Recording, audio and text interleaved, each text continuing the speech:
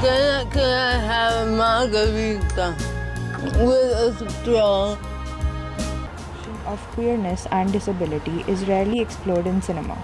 But Margarita with a Straw, directed by Shonali Bose, changes that. The film follows Laila Kapoor, a young woman with cerebral palsy, as she navigates her bisexuality and sexual agency.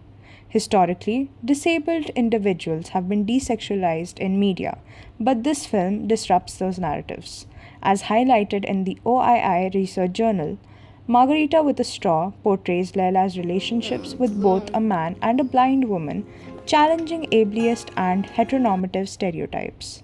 Critics like Feminism in India praise the film's focus on intersectionality, showing the unique struggles of queer disabled individuals in a society that often ignores them.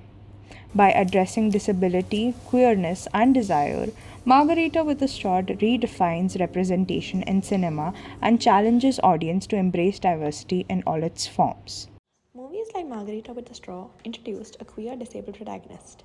Such portrayals are exceptions, and fully intersectional representation remains scarce in the broader media landscape in India. Several barriers hinder better representation, including, but not limited to, cultural stigma surrounding queerness and disability, which contributes to the lack of nuanced narratives surrounding this topic. Activism and social media platforms have provided spaces for intersectional ideas to be acknowledged, including their identities. Research gap in the film Margarita with a Straw are intersectionality between disability and sexuality, as Lala plays a multifaceted role in the film and who is able to understand and deal with her sexual identity.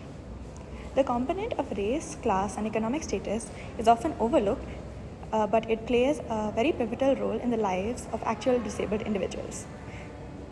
Representation in media and society, as the movie shows a positive representation of the protagonist but fails to incorporate the actual struggles faced by disabled and genderqueer people in traditional media, especially in countries such as India, because the film is based out of New York. Authenticity of the character, as it shows a non-disabled actor with no first-hand knowledge of the disability and how to deal with such.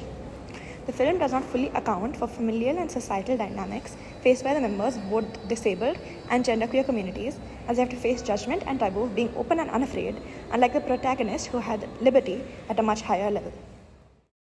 Boy, are you blind? Yes, sir, since I was 7.